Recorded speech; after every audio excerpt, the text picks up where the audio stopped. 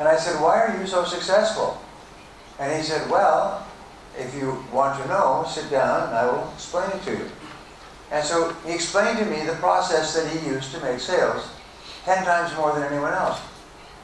And I was amazed. He said, what do you do when you meet a customer? And I said, well, I tell them all about my product or my service. And he said, well, that's not how you sell. You don't talk, you ask questions. You learn about the customer situation. You will find a way to help the customer in a cost-effective way. And so that very day, I went out, and instead of talking, I asked questions, and customers responded to me differently. I then realized that the job of the salesperson is to help people improve their lives. The job of the company is to help people improve their lives more than anyone else. In fact, I studied economics for many years, many thousands of hours, and what I found is that the number one motivation for all customers, all people, is improvement. And so your job and my job is to find ways to help people improve the quality of their life and their work and their family. And sometimes one small change that you make can change your business completely. It can change your life completely. It can make you rich. The most valuable asset is your earning ability. It's your ability to earn money. It's your ability to work and get results that people will pay you for. And the great difference between people at the top and people at the bottom is that people at the top are always looking for ways to be more valuable, to get more results that more people will pay for. Last year, and the year before, and for the last few years, they take the top 500 executives in the top 500 companies in the U.S., and they look at their incomes. So here's the strategy. They found that all of these people, and they interviewed them, 22 years of interviewing and following their careers, and these people are now the top people in the biggest companies in the world. And they started at the bottom. Everyone starts at the bottom, by the way. Don't ever feel sorry for yourself if you started off with nothing, because everybody starts with nothing. As a matter of fact, most people like nothing so much they keep going back to nothing throughout their lives. Anyway, when they started their job, they came to their boss and they said, "Boss, I want to be valuable in this company. I want to be successful. What one skill will help me the most to be valuable?" And the boss would say, "Well, if you were very good at this skill, that would make you more valuable in your new job." So they would say, "Okay," and they would write it down as a goal, and they would make a plan, a checklist. What do I have to do to learn this skill? And then they would begin working on developing this skill every day, 5 days a week. And so they studied and they say, how many hours does a person work to develop the skill? And they found it was 2 hours a day, 5 days a week. 2 hours a day, 5 days a week throughout their career. And in a week, a month, maybe a few months, they would learn this skill. And people would start to say, you're very good at that. And that would be the signal. Ding, ding, ding, ding, ding. Now time to set a new skill. And when you learn a skill, I thought for many years that you learned a skill like climbing a ladder, and it was one skill on top of another. But this is what I found, is that each skill compounds with your other skills. So you learn this skill, and your second skill enables you to do twice as much. And your third skill, and your fourth skill. And so your earning ability goes like this. And so this is why people are earning 300 times the amount of the person that they started work with in the same day. 300 times. Why? 10 hours a day, or 2 hours a day, 5 days a week. Continue to increase your earning ability. Watch it compound. Aristotle said 95% of your success is determined by your habits. So to develop new habits, you have to do things over and over repeatedly until they become new habits. When you start to study 2 hours a night, 5 days a week, it'll be very difficult because you're so used to watching television or doing other things. But after a while, you start to enjoy it. And so what is very difficult at the beginning soon becomes automatic and easy. Warren Buffett does not have to force himself to study. He looks forward to studying every day, 5 days a week. The average, all you need is 2 hours. Warren Buffett studies 6 hours or 7 hours. But Warren Buffett was asked last year, what is the very best investment? Because he is the best investor in the world, and they're always asking him, is it stocks, bonds, real estate? So he said, the very best investment is always an investment in yourself. And so I learned when I started in this field that you should invest 3% to 5% of your income back in yourself. Between 3% and 5%.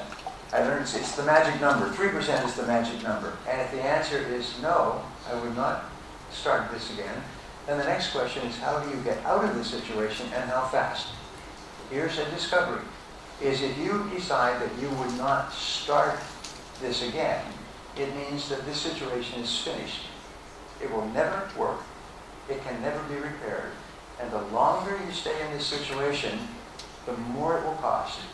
And the more mistakes you will make.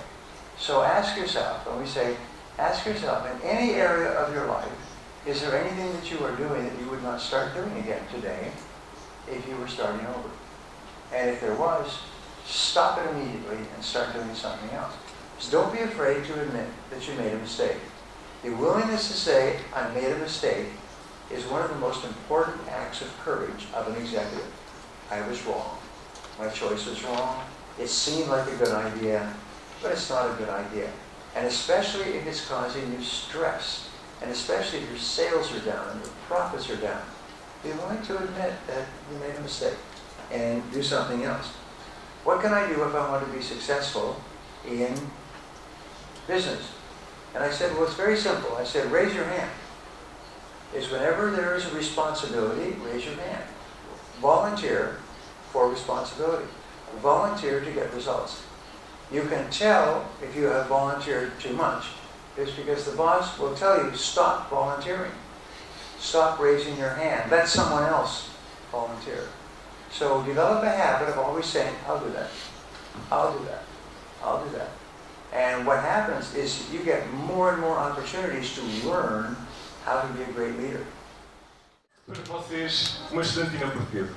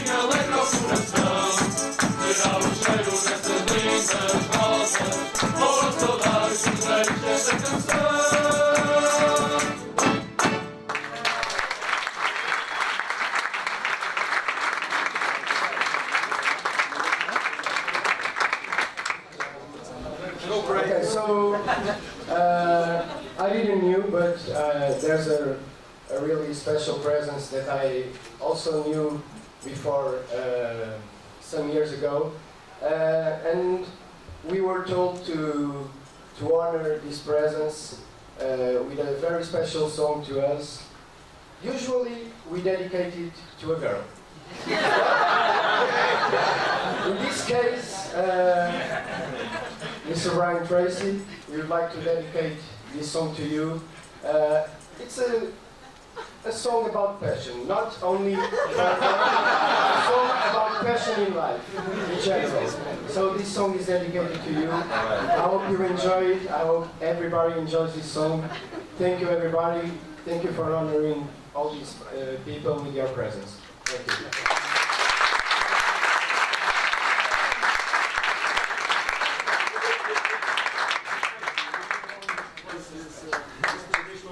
On your back? No, you don't have some. You have to. It's right now.